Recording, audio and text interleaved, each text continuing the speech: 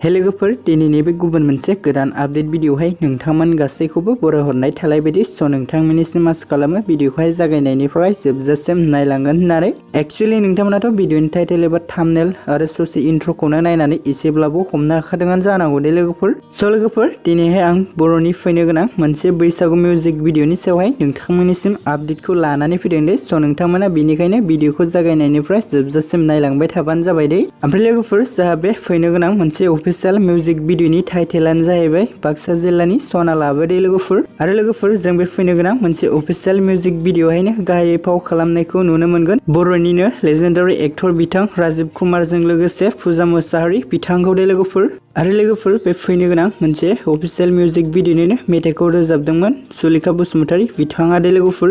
ओमफ्राय लोगोफोर बे बाक्सा जिल्लानि सनालाबो अफिसियेल मोनसे मिउजिक भिडिअनिनो डिरेक्सन आरो क्रिय'ग्राफखौ खालामदोंमोन बिथां बिग्राय बसुमतारीया दे। स' लोगोफोर बिदिब्ला दिनैनि शर्ट आपडेट भिडिअआ बेखिनियानो मोनदों लोगोफोर। आसा खालामो नोंथांमोना भिडिअखौ नायनानै मोजां मोनदों। भिडिअखौ जुदि नायनानै मोजां मोनदोंब्ला अननानै खनसे लाइक खालामनानै होबानो जाबाय दे।